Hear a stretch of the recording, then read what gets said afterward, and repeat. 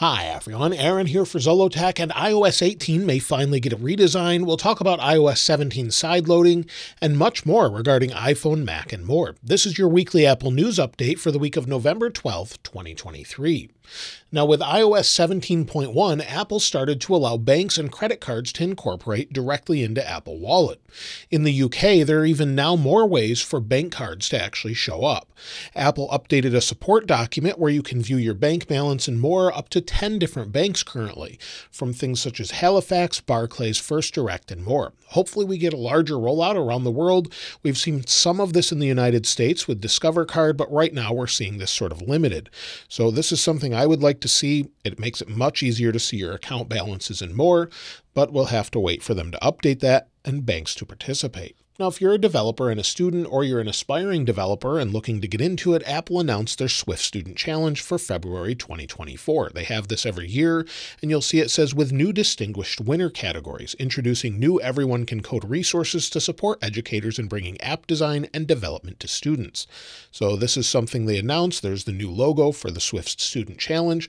I'll link this in the description if you'd like to check it out, and you can see the different student interest in coding and app development in 2023. So 92% of people or students believe it's important to learn how to code. So again, a lot of nice resources they'll add here, along with additional information. Now, as I mentioned in the weekend follow-up video this past Saturday, the EU, or European Union, is focusing on Apple and iMessage in trying to get Apple to open up iMessage and much of its ecosystem. Google's actually been pushing Apple to adopt RCS messaging, which I think they should actually do, and the EU may force that and more. Many of you said that the EU and others should leave Apple alone, so I think it would be nice for them to incorporate RCS without regulators actually pushing this, but it seems they're getting more regulator oversight in many different areas. For example, to go along with this, regulators in the US have proposed more requirements that would allow oversight of digital wallets in payment apps, such as what we're getting in Apple Wallet now. Since digital wallets don't have the same oversight, the US wants Apple and others to have the same regulation as banks.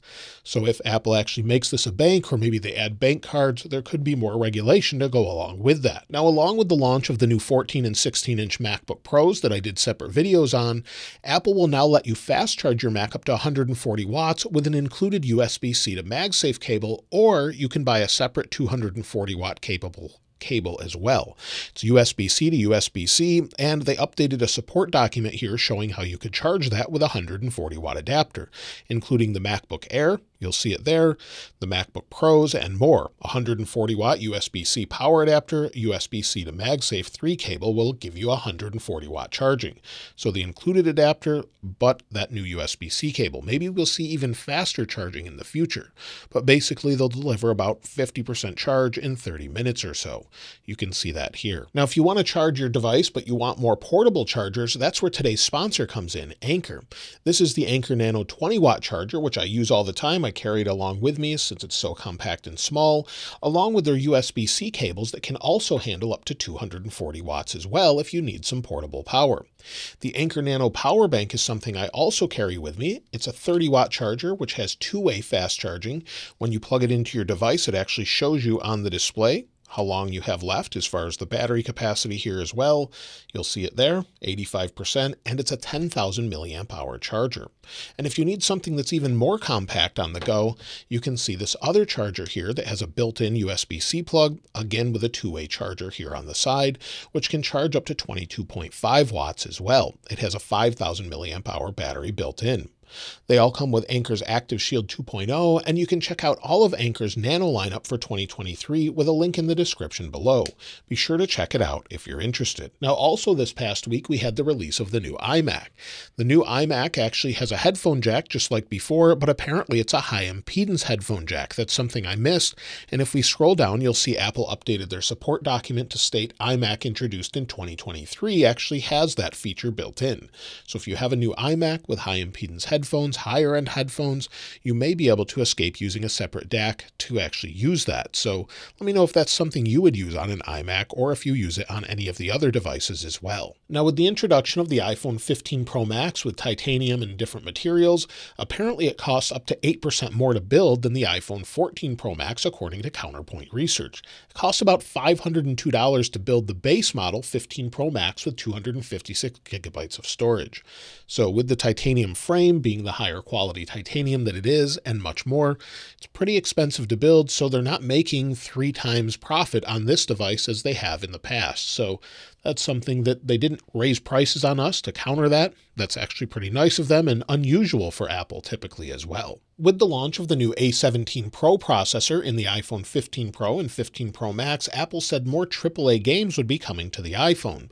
Resident Evil 4 was one of them that they actually showed off, and now we have an official launch date of December 20th, 2023. So that's actually coming very soon. Also, if you use Disney Plus or Hulu, those apps are actually merging soon in the future here in December. Those will be a single app as they combine into one service. Now, as far as deals this week, there's one that's specific to India to start with. Apple's actually offering AirPods for up to 50% off with the purchase of an iPhone 14 or 14 Plus, specifically in India, according to Appleosophy. There's also additional deals in the United States and elsewhere for AirPods Pro 2 with USB-C for $199, sold directly by Apple on Amazon. There's also some deals for MacBook Air, a couple $100 off, as well as other deals on iPads and more. I'll link all the deals in the description below as we're getting closer to Black Friday, right after Thanksgiving and before Christmas or the holidays, where you can get some pretty good deals. So as those new deals arrive, I'll be sure to link them in the description of the new videos. Now, as far as iOS 17.2 Beta 3, we could expect that as soon as tomorrow. Based on what we've seen in the past, we could have that tomorrow or Wednesday, even as late as Thursday. Since we had Beta 2 on Thursday last week, we could have that very soon, though. But I would expect Beta 3 this week based on iOS 16.2 betas. They could push it out a week, but that's typically what we see every year, with a final release probably around the second week of December sometime. Additionally, we could see an iOS 17.2.1, maybe to fix that Wi-Fi bug we've been waiting for, that we know is fixed in iOS 17.2, but Apple hasn't addressed yet. There's some small bugs, and Apple's really getting things settled with iOS 17. But one thing we've been waiting for a long time is iOS 17 sideloading. This is to comply with rules in the EU, and according to Mark Gurman in his latest Power On newsletter, he mentioned Apple will start allowing users in the EU to sideload apps to comply with local laws. This will start in 2024, and apparently the system that controls sideloading will be highly controlled by Apple, but you'll actually be able to do this. We saw some documentation from Apple recently updated showing that this could work, along with some code in iOS 17.2, so they could be getting ready to get this going for the EU. Hopefully we'll see it outside of that, as sideloading isn't necessarily a bad thing. We can do it on Macs. We have been able to for years, but we could just go outside the App Store, hopefully. If not, it will be specific to the EU. Now, not only will sideloading affect things such as the App Store, but it could also impact iMessage, FaceTime, and Siri, and additional incorporated apps, maybe the camera, and much more. So we'll have to wait and see if those laws force Apple to do that. I would still love to see iMessage incorporate RCS at least, since that's sort of a standard at this point. But other than that, I don't know that they necessarily need to be forced to do it, but it looks like those things will take place along with sideloading. Now, with iOS 18, we heard last week that Apple had actually paused production on early versions to fix some of the bugs that actually started to happen right away. The last time they did this was in 2019, which resulted in iOS 13 being a little bit more stable than it was before, however, maybe not as stable as iOS 12. This week, Mark Gurman has actually revealed more about Apple's next version, stating that internal management has said, Apple's senior management described its upcoming system as ambitious and compelling, with major new features and designs, in addition to security and performance improvements. That's something we haven't heard from Mark Gurman in years, and he's typically spot on about operating systems. Sometimes he misses with things such as Apple Watch, but typically with the operating systems, he seems to get it right year after year. So this is something that seems to be a major update this year, and Gurman has said after a few years of modestly sized updates to iOS, the next version of iPhone and iPad software could be relatively groundbreaking. So not only is Apple expected to incorporate AI with Siri and more, but also hopefully some new designs where we're seeing things such as some changes with design with the action button. This is sort of a UI we've never seen before from Apple, where it changes once you select things. It's more animated, looks a little different, and we could see that incorporated throughout the OS in a different way that we haven't seen before. So hopefully we get maybe a little more depth, flat design will go away, and we'll see something new from Apple, maybe a combination of what we have with macOS icons or something else. Now, as far as iPhone 16, we are hearing a little bit more from that, and this also goes along with iOS 18. It's not expected to get as many features, where iOS is expected to leverage the Neural Engine or AI chip on the Pro model for those new features in iPhone or iOS 18 with the iPhone 16. We are expecting to get maybe an additional button instead of just the action button, and this is actually being called the capture button, but we don't really know what that means according to different early leaks. Maybe it goes along with AI or some of the new features with iOS 18, but it would be specific to the Pro models as well. Now, we typically get a new iPhone SE every couple of years, and we're hearing more information about the upcoming iPhone SE 4. Quite a few of you have asked me when we can expect it, and we don't have exact dates or anything, but maybe early this next year we could see it, and it seems there's more details from information MacRumors receives stating it was using a modified version of the iPhone 14 frame.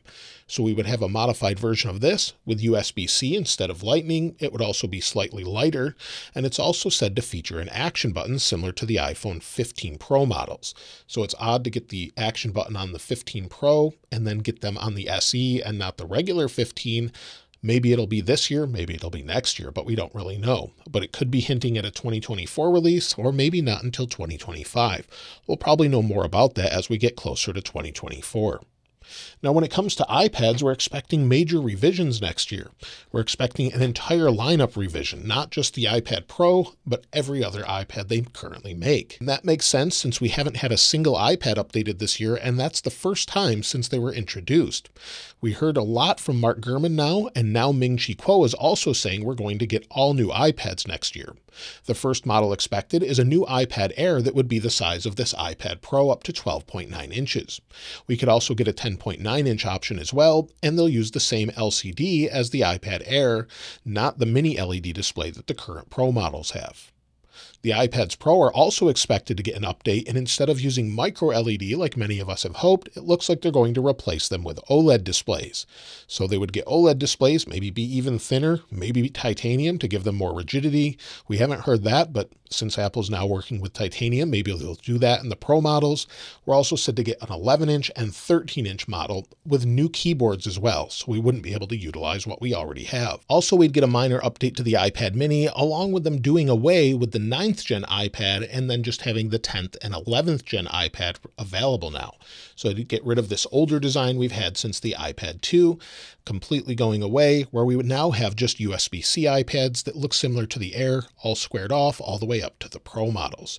So that's what we can expect in 2024, starting in early 2024 and then going throughout the year. I'm not sure they'll completely push them out altogether. We just got updated Macs with the MacBook Air 15 this year with the M2 and then MacBook Pros with the M3 processors. Apple's next Mac updates are expected to bring new OLED displays in 2026. Typically, Apple redesigns Macs every 3 years and gives them a refresh, and we could get additional updates as well. According to analyst Jeff Poo, Apple would release OLED displays first on Mac Pro and then later on MacBook Air as well. This would allow you to have thinner Macs, maybe lower power use since we don't need the LEDs or LCD as much, and maybe other benefits as well. So we could see that in a couple years at this point. We don't expect any major updates, at least so far, next year. Apple's getting ready to launch their next new product, the Apple Vision Pro. However, they're working on the next version already, which has a codename of Project Alaska, according to MacRumors. The overall design is said to be similar, but has some modifications to the speaker placements, where the current bumps would be replaced with a flat strap, and may offer more external accessories for speakers as well. Additionally, the rear straps could be updated for more comfort or just a design in general. The second generation headset will not be ready for some time though, and may launch 2 years after the first headset in 2026. So we expect the headset to launch in early this 2024, hopefully maybe in January up to March. That's typically what Apple means by early. So it may be a few months, but either way, if I can get my hands on one, I will, and we'll see what it's like compared to maybe the Meta Quest 3 and others. Let me know what you think about that, along with all of the other things we talked about with iOS 18, iOS 17 sideloading, and more. I'd love to hear from you in the comments below. I'll link this wallpaper in the description like I normally do, and if you haven't subscribed already, please subscribe, and if you enjoyed the video, please give it a like. As always, thanks for watching. This is Aaron. I'll see you next time.